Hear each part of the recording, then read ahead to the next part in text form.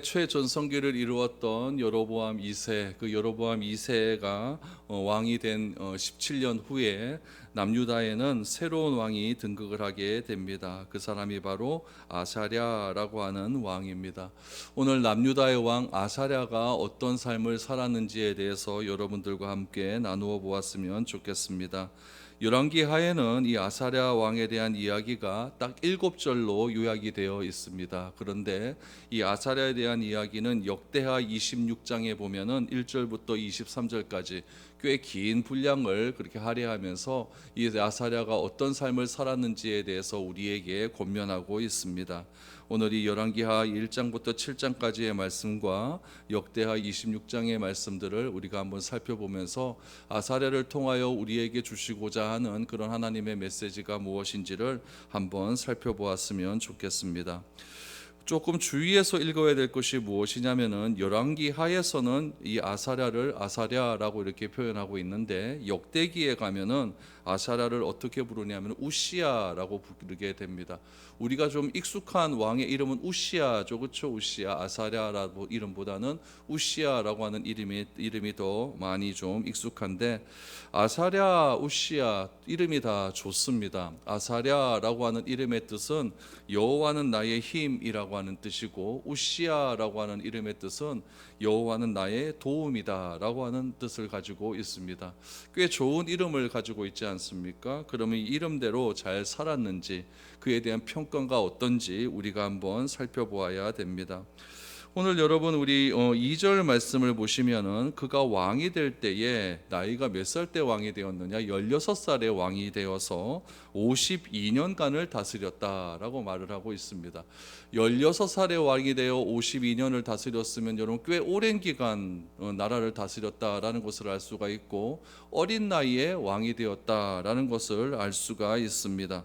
그런데 여러분 그 끝에 보시면 5절 말씀에 보시면은 이 아사랴의 마지막이 어떻게 되었느냐 나병 환자가 걸렸다 나병이 걸려서 결국 왕궁 별궁에 죽는 날까지 거하게 되었다라고 이야기를 하고 있습니다. 결국 이 아사랴는 마지막 끝이 안 좋았다라는 사실은 알 수가 있죠. 그러나 또 3절 말씀에 보면은 그의 아버지 아마샤의 모든 행위대로 여호와 보시기에 정직하게 행했다라고 하는 말도 나와요. 그러니까 이 아마샤라고 하는 아샤랴라고 하는 왕이 이 꽤 오랜 시간을 이렇게 남유다를 다스리면서 초반에는 참 나라를 잘 다스리고 하나님의 뜻대로 행한 그런 왕이었지만 그의 말년이 좋지 않았다라는 것을 우리가 알게 됩니다. 고린도전서 10장 12절 말씀에 보면은 그런즉 선줄로 생각하는 자는 넘어질까 조심하라라고 했습니다. 이 아사랴가 꼭 이 말씀에 적용이 되는 것 같습니다. 아사랴가 어린 나이에 왕이 되어서 이 52년간 나라를 다스렸다라고 하는 것은 그래도 그 나라가 이 아사랴로 인하여서 굉장히 부강하게 되었고 전성기를 이룬 그런 왕이었다라는 것을 알 수가 있지만 비록 아쉽게 그 말년에 나병이 걸려서 나병 환자가 되어서 별궁에 거하게 되었다라는 사실로 보아서 이 아사랴의 삶이 어떤지를 우리가 한번 살펴보아야 됩니다. 이 아사랴를 살펴볼 때 우리가 먼저 기억해야 될 것은 누구냐면은 이 아사랴의 아버지였던 아마샤를 조금 다시 한번 보셔야 됩니다. 우리 한 몇 주 동안 아마샤에 대해서 계속해서 보지 않았습니까? 아마샤도 여러분 25세 왕이 되었어요. 25세 왕이 되어서 29년 동안 나라를 다스렸습니다. 우리 아마샤는 어떤 일을 행했었냐면은 에돔과의 전쟁에서 큰 승리를 거두지 않았습니까? 그래서 굉장히 나라가 부강하게 되었는데 그 승리 이후에 이 아마샤 왕이 잘못을 저지르게 되었죠. 이 북이스라엘과 괜히 시비를 걸죠. 너 나하고 나면 전쟁 한번 하자. 이게 시비를 걸었다가 이 북이스라엘 왕에게 포로가 되는 그런 일이 일어나지 않았습니까? 그러니까 이 아마샤라고 하는 왕이 결국 전쟁을 하다가 어디에서 말년을 보내냐면은 결국은 북쪽 이스라엘에서 말년을 보내요. 말년을 보내다가 결국 거기서 쿠데타가 일어나는 바람에 아마샤가 비참하게 죽게 됩니다. 그럼 여러분 이 상황 속에서 우리 아사랴 왕을 다시 한번 보시기 바랍니다. 아사랴가 왜 16살 때 왕이 될 수밖에 없었느냐? 아버지가 어디 갔기 때문에 북이스라엘의 포로로 잡혀갔기 때문에 어린 나이에 어쩔 수 없이 왕이 되었다라는 것을 알 수가 있어요. 그렇다면 여러분 이 아마샤가 북이스라엘의 포로로 잡혀가기 전에는 에돔과의 전쟁에서 꽤 승리를 거두고 에돔과의 전쟁을 통하여서 나라가 굉장히 부강했다는 것을 알 수가 있거든요. 그럼 16살 때 왕이 오른 아샤라가 자기 아버지 아마샤가 행했던 그런 일들은 다 봤을 것 아닙니까? 어떻게 에돔과의 전쟁에서 승리를 했고 그 에돔과의 전쟁을 통하여 어떤 일들이 나라에 일어났다는 것을 다 보았다는 이야기예요. 그런데 하나 아쉬웠던 것이 무엇이냐? 에돔과의 전쟁을 하고 그냥 끝냈으면 좋았을 것 같은데 괜히 북이스라엘에게 시비를 걸다가 북이스라엘 왕에게 잡혀갔고 북이스라엘에서 아주 비참한 최후를 맞이하게 된 것을 이 아들이 다 봤다는 이야기죠. 그런 상황 속에서 이 아샤라가 어떻게 나라를 통치하고 어떻게 나라를 다스렸는가는 우리에게 꽤 중요한 의미가 있다라는 이야기죠. 이런 상황에서 아샤라가 16살 때 왕이 되었으니까 어린 나이에 어떻게 나라를 다스릴 수가 있겠습니까? 이때 아샤라 주변에서 아샤라에게 굉장히 조언을 해준 두 명의 인물이 등장을 하게 됩니다. 첫 번째 인물은 누구라고 나와 있냐면은 어머니 여골리아다라고 나와요. 2절 말씀을 보시죠. 그가 왕이 될 때의 나이가 16세라 예루살렘에서 52년간 다스리니라. 그의 어머니의 이름은 여골리아라 예루살렘 사람이더라라고 말을 합니다. 아사랴는 그의 부친이 전성기 시절에 아버지가 하나님 앞에서 얼마나 신실하게 행했는지 눈으로 직접 목격을 했었습니다. 어머니는 어디 사람이라고 이야기하냐면 예루살렘 사람이다라고 말하면서 여골리아다라고 하는 이름만 나오게 됩니다. 여골리아는 아들 아샤라를 잘 양육했던 것 같아요. 보통 보면 아버지가 왕이라고 하면 군왕의 여러 가지 도리들을 아버지가 훈육을 했을 것 같은데 아버지는 지금 포로로 잡혀가 있으니까 결국 이 아들을 훈육할 수 있는 사람은 어머니 여골리아밖에 없었습니다. 특별히 여러분 역대하 26장 4절 말씀에 보면은 중요한 말씀이 하나 나와요. 우시아가 아샤랴가 우시아가 그의 부친 아마샤의 모든 행위대로 여호와 보시기에 정직하게 행했다라고 기록을 하고 있죠. 그러니까 이 말씀을 통하여서 알 수 있는 사실은 무엇이냐면은 이 아샤라가 아버지가 잡혀가 있는 그동안에 어머니가 옆에서 잘 조언을 해줬다는 얘기죠. 그래서 아버지 아마샤의 모든 행위대로 여호와 보시기에 정직하게 행할 수 있었던 그런 원동력이 누구로부터 나왔다? 어머니 여골리아의 신앙으로부터 나왔다라는 것을 알 수가 있는 것이죠. 그러니까 어머니 여골리아는요, 아마샤가 처음에는 잘 나가다가 후반부에는 조금 잘못했거든요. 그 이야기를 아들에게 하지 않았다는 것을 알 수가 있어요. 우리 조금 기분 나쁘고 그래 버리면은 우리 자식들한테 너가 아버지 봐라, 너가 아버지 저러면 되겠나 하면서 괜히 그런 말 한마디 이제 하지 않습니까? 할 수 있는데 이 여골리아는 아들한테 그런 얘기 한마디도 하지 않았다는 이야기예요.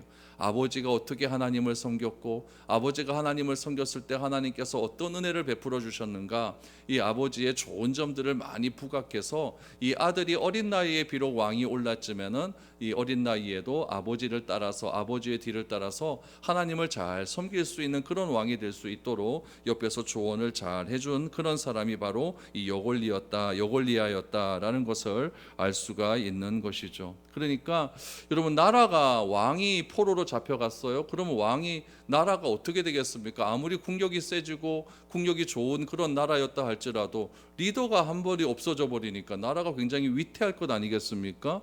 그 위태한 시점에 16살짜리 아이가 왕이 올랐음에도 불구하고 그 나라가 안정되었다라고 하는 것은 여러분, 이 아샤라 왕과 이 어머니 여골리아의 영향이 참으로 컸다라는 것을 알 수가 있습니다. 두 번째, 이 아샤랴 왕에서 옆에서 굉장히 조언을 많이 해주었던 사람이 또 하나 등장을 하는데 그 사람은 스가랴 선지자입니다. 여러분, 역대하 26장 5절 말씀을 보십시오. 역대하 26장 5절에 보면 하나님의 묵시를 밝히 아는 스가랴가 사는 날에 하나님을 찾았고 그가 여호와를 찾는 동안에는 하나님이 형통하게 하셨더라라는 말씀이 나옵니다. 여러분, 스가랴가 이 뒤에 성경에 나온 스가랴 아닙니다. 동명이인이에요. 이 스가랴를 어떻게 표현하고 있냐면은 하나님의 묵시를 밝히 아는 스가랴, 이렇게 나와요. 하나님의 묵시를 밝히 아는 스가랴. 이 묵시라고 하는 말이 영어에서는 어떻게 번역을 하냐면 비전으로 번역을 하거든요. 그러니까 이 비전이라고 하는 것은 다른 말로 또 표현하면 계시라는 이야기예요. 하나님께서 자신을 드러내는 것을 밝히 안다라는 이야기예요. 하나님의 말씀을 밝히 아는 스가랴가 사는 날 동안에 이 아사랴는 어떻게 했느냐? 하나님을 찾았다라고 얘기해요. 하나님을 찾았고 그가 여호와를 찾는 날 동안에는 여호와께서 그를 형통하게 하셨다라고 성경은 말하고 있습니다. 그러니까 스가랴가 하는 일은 무엇이냐면요. 스가랴가 하는 일은 항상 이 아사랴 왕이 하나님을 찾을 수 있도록 계속해서 하나님이 어떤 분이신지를 밝히 말해주었다는 이야기죠. 스가랴는 하나님을 묵시를, 하나님의 계시를 밝히 아는 사람이었기 때문에 어떻게 나라를 통치하는 것이 이 나라가 바른 길로 가는 것인지를 늘 언제나 이 아사랴 왕에게 이야기를 해주었다는 이야기예요. 그랬기 때문에 이 스가랴가 사는 날 동안에는 아사랴가 늘 언제나 하나님을 찾았다라고 하는 것이 중요해요. 하나님을 찾았을 때 하나님께서 그를 형통하게 하셨다. 이것이 여러분 아사랴가 52년간 나라를 통치할 수 있는 유일한 비결이었다라는 것을 알 수가 있는 것이죠. 그러니까 이 스가랴는 늘 언제나 잊었을 거예요. 두려울 때는 하나님의 격려하심을 아사랴에게 얘기했을 거예요. 복잡한 문제가 있었을 때는 이 스가랴 선지자가 또 이 아사랴를 찾아가서 하나님의 지혜를 달라고 찾아봐라 라고 이렇게 기도할 수 있도록 그렇게 권면을 해 주었을 것이고, 또 나라를 다스리다 보면 신하들의 이야기가 또 여러 가지로 또 분별할 때가 있을 수도 있습니다. 그래서 사람들의 의견이 분별할 때는 좌중을 압도할 수 있는 통찰력을 달라고 하나님을 한번 찾아보십시오 라고 이렇게 옆에서 조언하고 권면해 주는 사람이 누구였느냐? 스가랴였다라는 것을 알 수가 있는 것이죠. 스가랴가 여러분 이렇게 스가랴가 옆에서 늘 언제나 아사랴를 이렇게 아사랴를 위해서 권면을 해주고 하나님의 말씀을 바로 전했을 때에 하나님께서 형통하게 하셨다라는 것을 알 수가 있는 것이죠. 여러분 이건 똑같아요. 이 아사랴의 할아버지가 누구냐면은 요아스라고 하는 왕도 있지 않습니까? 요아스는 할머니 아사랴가 자기 손자들을 다 죽이고 왕이 되려고 할 때 유일하게 살아남은 사람 아닙니까? 그때 이 아사랴 요아스를 구해낸 사람이 누구였냐면 고모부였던 제사장 여호야다였어요. 이 요아스도 똑같거든요. 제사장 여호야다가 살아있을 동안에 하나님을 잘 섬기고 나라가 잘 평안했다라는 것을 알 수가 있는 것 아니겠습니까? 그러니까 이 왕이라고 하는 존재는요, 옆에서 늘 언제나 하나님의 말씀을 전해주고 영적인 지도자로서 이렇게 권면해주는 사람이 있을 때에 국가가 왕성해질 수가 있고 백성이 살아날 수가 있다라는 이야기예요. 그러니까 여러분 독재하면 살 수가 없는 겁니다. 독재하면 살 수가 없는 것이고 항상 옆에서 조언을 해주고 함께 해주는 그런 사람이 있을 때 교회도 그렇고 나라도 그렇고 모든 공동체도 여러분 잘 살아갈 수가 있다라는 것을 알 수가 있는 것이죠. 스가랴 선지자가 살아있을 동안에 아사랴 왕이 하나님을 찾았고 하나님을 찾을 동안에 하나님이 형통하게 나라를 인도해 주셨다. 이거는 굉장히 중요한 일이라고 생각이 됩니다.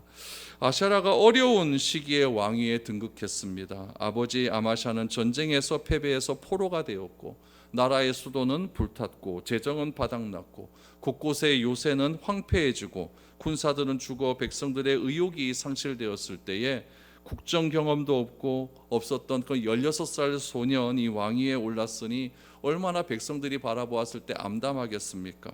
그러나 하나님께서 하나님의 계시, 하나님의 묵시를 잘 알 수 있는 스가랴를 옆에 붙어 주시어서 아사랴를 도울 수 있었기 때문에 국가가 빠른 속도로 회복할 수 있었다라는 것입니다.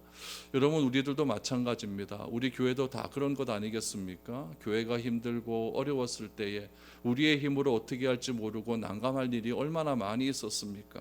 그럴 때마다 하나님께서 도울 수 있는 자를 하나님께서 보내어 주시고 하나님께서 곁에 있는 자를 붙여주시고 기도할 수 있는 마음을 허락하여 주시어서 오늘에 이룰 수 있도록 해주신 것 다 하나님의 은혜인 것 같습니다. 그러므로 우리가 우리가 힘들고 어려울 때 절망하지 말아야 되는 이유는 무엇이냐면은 믿는 자에게는 반드시 하나님께서 도울 수 있는 사람을 보내어 주신다. 그 사람을 통하여서 하나님께서는 반드시 새로운 힘과 능력을 주시어서 교회를 새롭게 하시고 우리를 새롭게 하시는 힘이 거기서부터 출발한다라는 것을 믿을 때에 우리는 새롭게 다시 시작할 수가 있다라는 것입니다.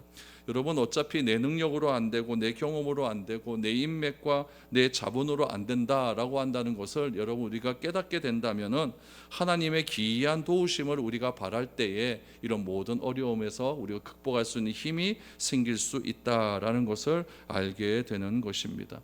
이처럼 아샤나는 이렇게 어려운 시기에 아무튼 어린 나이에 올라서 이렇게 나라를 잘 다스릴 수가 있었습니다. 그런데 이 아사랴에게도 문제가 발생하기 시작합니다. 그 문제는 무엇이냐면은 어린 나이에 왕이 올랐어요. 옆에 어머니가 있었고 옆에 영적인 지도자 스가랴가 있었습니다. 근데 그런 분들이 평생 같이 있는 것 아니겠습니까? 이 아샤랴는 어린 나이에 왕이 올랐고 이분들은 다 나이가 많으니까 누가 먼저 죽겠습니까? 여러분, 이 어머니와 이 스가랴 선지자가 먼저 죽을 것 아니겠습니까? 이때 어떻게 되어지는가, 이것이 중요한 것 같습니다. 하나님의 도우심으로 나라는 점점 부강해졌지만 이때 아사랴의 마음이 교만해지기 시작을 합니다. 어떻게 교만해졌는가? 5절 말씀 다시 보시면 여호와께서 왕을 치셨으므로 그가 죽는 날까지 나병 환자가 되어 별궁에 거하고 왕자 요담이 왕궁을 다스리며 그 땅의 백성을 치리하였더라 라고 말을 합니다. 열왕기에는 아사랴가 나병에 걸려서 별궁에 거하고 그 아들 요담이 나라를 다스리게 되었다라고 간단하게 기록이 되어 있지만은 역대기에는 아사랴가 나병에 왜 걸렸는지 그 이유를 이렇게 설명하고 있습니다. 우리 역대하 26장 16절 말씀을 한번 보시죠. 그가 강성하여짐에 그의 마음이 교만하여 악을 행하여 그의 하나님 여호와께 범죄하되 곧 여호와의 성전에 들어가서 향단에 분향하려 한지라 라고 말을 합니다. 여기서 중요한 건 뭐냐면 그가 강성하여졌다라는 이야기죠. 나라가 안정되었다라는 이야기입니다. 안정되었을 때에 아사랴 마음 가운데 교만함이 들어가서 악을 행하였다라고 말을 하는데, 여기서 말하는 악을 행했다라고 하는 이 악은 어떤 악이었냐면요, 파멸당할 수밖에 없는 악을 이야기합니다. 멸망당할 수밖에 없는 악. 그 악이 어떤 악이었느냐? 여호와 하나님의 성전에 들어가서 향단에 분향하러 갔다라고 이야기를 합니다. 여러분, 이 당시에는요, 왕이 할 역할과 제사장이 할 역할이 엄격하게 분리되어 있는 그런 시대를 살아가고 있는 것이죠. 아사랴는 제사장만이 할 수 있는 일인 여호와께 분향하는 일을 하려고 했다라고 이야기를 합니다. 성전의 향단에 분향하는 일은요, 제사장만 할 수 있는 일로서 하나님이 모세에게 지시한 바에 따르면요, 매일 아침 대제사장이 아침에 등을 점검합니다. 이 불이 꺼졌는가 안 꺼졌는가 이렇게 점검을 하고, 또 저녁이 될 때면 그 불이 또 다 또 꺼질 수가 있으니까 또 불을 밝힐 수 있도록 기름을 넣고 이렇게 해서 그 향단의 불이 항상 꺼지지 않을 수 있도록 그렇게 관리를 잘 해야 됩니다. 이 향은 무엇을 상징했냐면요, 하나님의 영적인 교제를 상징합니다. 그래서 우리 제사를 드릴 때도 우리가 가지고 온 제물을 하나님께 불로 태워드리지 않습니까? 그때 연기가 똑바로 올라가요. 그 연기를 하나님께서 기쁘게 받아주시는 겁니다. 그러니까 하나님이 뭐 우리가 드린 소나 양을 그거 먹으시는 그런 분은 아니지 않습니까? 어떻게 제사를 받았다는 걸 압니까? 연기를 보고 아는 거예요. 그래서 연기가 똑바로 올라가게 되면 하나님께서 이 제사를 받으셨다라는 것을 알게 되는 것이죠. 그와 마찬가지로 성전 안에 있는 향단의 향이 계속해서 올라간다는 것은 하나님과 나와의 영적인 교제가 계속 이 성전 안에서 지속적으로 이루어지고 있다라는 것을 상징적으로 보여주고 있는 것이죠. 그래서 대제사장이 이 향단에 불을 꺼뜨리지 않도록 늘 언제나 조심해야 된다는 이야기죠. 그래서 이 일은 하나님께서 대제사장만 할 수 있는 그런 일이다라고 명령을 내리셨고, 그에게 주어진 직무 중에 중요한 일 중에 하나가 향단에 불을 꺼뜨리지 않는 것, 이거는 매우 중요한 일이었습니다. 근데 이 제사장에게 위임된 이 일을 누가 하려고 했냐면은 아마샤 왕이 하려고 했다라는 것이죠. 이거는 무슨 일이겠습니까? 하나님의 말씀을 거스리는 그런 일이었습니다. 왜 거스렸습니까? 나라가 강성해지고 교만해졌기 때문이다라는 거예요. 그럼 여러분, 나라가 강성해지고 교만해졌으면 다른 방법으로 교만해지면 되는데 왜 자기 일이 아닌 제사장의 일을 자기가 하려고 했을까요? 정치적으로도 안정이 되고 경제적으로도 안정이 되면요, 이 권력자들은 자꾸 다른 곳에 눈이 돌아가기 마련이에요. 정치적으로 경제적으로 안정이 되면 자기가 하는 통치하는 그런 모든 여기서는 잘 돼 있으니까 이제 어느 쪽에 눈이 돌아가겠습니까? 제사장이 하는 일에 자꾸 눈이 돌아가는 거예요. 근데 제사장이 아침마다 와서 분향 향단에 불을 올리고 또 저녁마다 불을 올릴 때에 백성들이 다 나와서 그 앞에 경배를 하거든요. 그 앞에 절을 하면서 하나님께 제사하는 그런 것들을 보니까 그것이 여러분 괜히 좀 멋있어 보이는 것 아니겠습니까? 좀 폼나 보이잖아요, 그렇죠? 근데 그런 것들이 교만이라는 거죠. 내가 할 일만 잘하면 되는데 내가 할 일 외에 다른 일에 간섭하는 것이 교만이거든요. 그러니까 나라가 강성해지고 마음에 교만함이 생겼다라고 하는 것은 내가 할 일은 다 잘 되는데 잘 되다 보니까 남이 하는 일에 자꾸 참견하게 된다는 이야기죠. 그래서 백성을 대표해서 하나님께 예배하는 그 제사장이 굉장히 멋있어 보이기 시작하는 거죠. 이게 멋있어 보이는 것으로 끝나면 되는데 또 어떻게 됩니까? 저런 일이라고 한다면 절대 권력을 가지고 있는 내가 해야 되는 것이 아닌가라고 하는 생각이 들기 시작하는 거죠. 권력자는 여러분 자기에게만 백성이 사람들이 많이 오는 것을 좋아하지 백성들이 양분되는 건 별로 좋아하진 않거든요. 그런데 그 당시에는 왕이 해야 될 일과 제사장이 해야 할 일이 엄격하게 분리되어 있는 그런 시기였기 때문에 그런 것들은 권력 갖고 행할 수 있는 판단하는 그런 문제는 아니었음에도 불구하고 이 아샤라 왕 마음 가운데 이런 마음이 자꾸만 들리기 시작을 하는 거죠. 그래서 아샤라는 이 제사장이 분향하는 일을 내가 해야겠다라고 생각을 하고 그렇게 막 자기가 들어가기를 시작하죠. 대제사장이 가만히 있겠습니까? 이래서는 안 되겠다 하고 우리 역대하에 보면은요, 대제사장과 심지가 견고한 80명의 제사장을 끌고 갑니다. 끌고 가서 이 아샤라에게 그러면 안 됩니다라고 하는 말을 어떻게 했는지 보시기 바랍니다. 역대하 26장 18절 이하를 보시죠.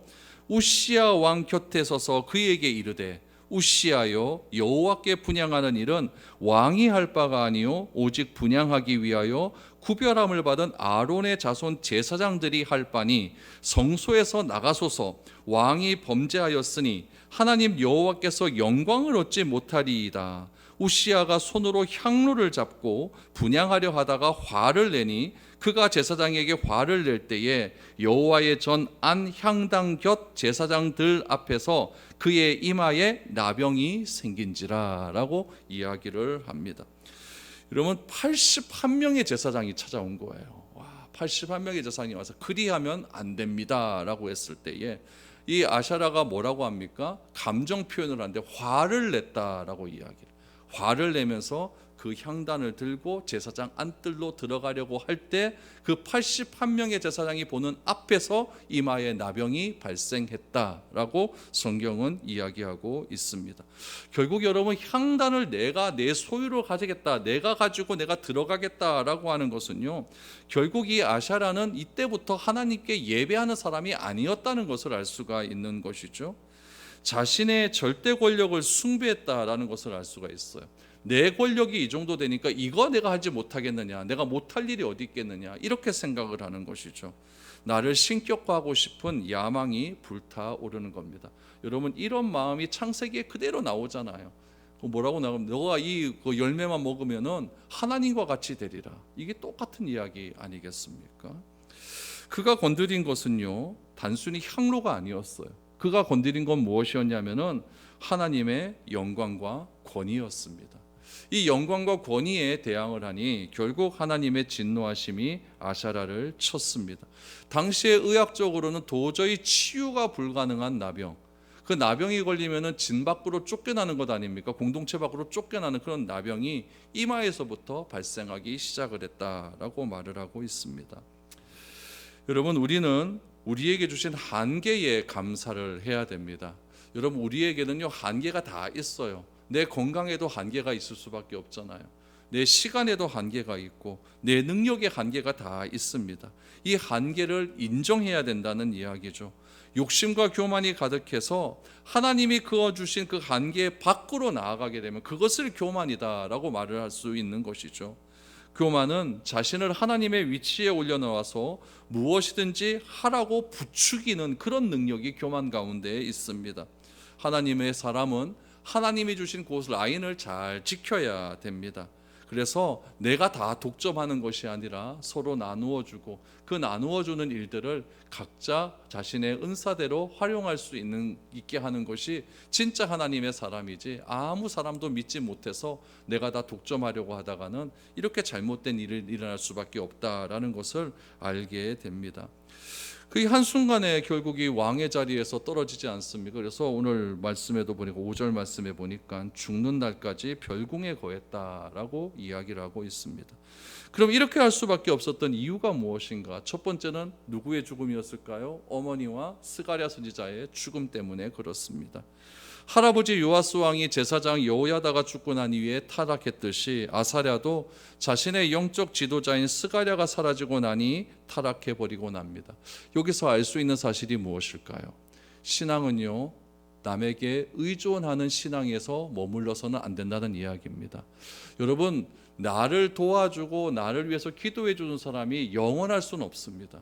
그 사람이 언젠가 떠날 수밖에 없거든요. 그때 내 신앙이 어떻게 되어야 되겠는가? 이건 매우 중요한 문제이겠죠. 그래서 곁에서 나를 도와주는 어떤 영적인 멘토가 있었을 때 그 사람으로부터 내가 신앙이 잘 자랄 수 있도록 도움을 받아야 됩니다. 그러나 그 도움받는 것으로 끝나는 것이 아니라 우리 주님께서도 가르쳐 지키게 하라라고 했으니까 내가 그 영적인 멘토의 자리에 올라갈 수 있도록 나의 믿음을 늘 언제나 점검하는 그런 자리가 되어야 된다라는 것을 알 수가 있는 것이죠. 그래서 이 아사랴는 그냥 도움을 받는 것에서 끝났기 때문에 이런 비참한 결과가 맞이하게 되었다라는 것이죠. 두 번째는 무엇이었냐면 오늘 4절에 나옵니다. 산당을 제거하지 않았기 때문에 그렇습니다. 4절 말씀을 한번 보시죠. 오직 산당은 제거하지 아니하였으므로 백성이 여전히 그 산당에서 제사를 드리며 분향하였다라고 말합니다. 여러분, 열왕기를 가만히 우리가 계속해서 우리가 말씀을 보다 보면은 요것은 좋았다. 다윗의 길로 잘 따랐는데 항상 어디에서 걸립니까? 요 산당에서 다 걸려요. 산당이에요. 그만한 이유가 있습니다. 산당 제사는요, 일단 하나님께서 금하신 그런 제사입니다. 산당은요, 그 안에서 어떤 일이 일어나면요, 첫 번째 인신 제사가 일어납니다. 사람을 바치는 제사가 산당에서 다 일어나는 거예요. 복술, 그러니까 점치는 일도 산당에서 다 일어납니다. 종교적 음행, 그러니까 남창과 창기들과 다 불건전한 일들을 하는 것들이 다 산당에서 일어나고 있다는 이야기예요. 그래서 하나님이 만약 이스라엘 백성들이 산당에서 제사를 드려 하나님을 거부할 경우는 너희들은 가나안에서 쫓겨날 것이라고 이미 율법에서 다 하나님께서 말씀을 하셨어요. 가나안 땅 들어가기 전에 신명기와 민수기에서 다 미리 말씀을 하셨다는 이야기예요. 그런데 이스라엘 백성들이 희한하게도 가나안에 정착하고 난 이후에 이 산당에서 자꾸 제사를 드렸다라는 이야기죠. 근데 이거 참 또 신기한 거는요, 산당에서의 제사가 반드시 우상 숭배만은 또 아니었습니다. 무슨 이야기냐면은 성전 건축은 언제 되냐면은 솔로몬 시대 때 되지 않습니까? 그럼 솔로몬 시대 전에는 어디서 제사를 드렸을까요? 그때는 산당에서 예배를 드린 거예요. 산당에서 제사를 드렸습니다. 그러니까 하나님께 예배드릴 임시 처소의 개념으로 산당에서 예배를 드린 거예요. 산당에서 예배를 드렸는데 그 산당이 성전이 완성되고 난 이후에 무엇으로 변질이 되는 겁니까? 우상 숭배의 장소로 그렇게 변질이 되고 말았다라는 이야기죠. 그러니까 성전이 세워지기 전에는 산당에서 그렇게 임시처소로 할 수밖에 없었는데 성전 세워지고 난 다음에는 산당에서 예배드리면 안 되는 것 아니겠습니까? 그러니까 북이스라엘의 첫 번째 왕인 여로보암 1세가 어떻게 합니까? 이 북쪽의 사람들이 자꾸 절기 때마다 예루살렘 밑으로 내려가니까 자꾸 밑으로 내려가 버리게 되면 민심이 예루살렘 마음으로 다 빼앗길 것 같으니까 어디다가 산당을 만들어 버립니까?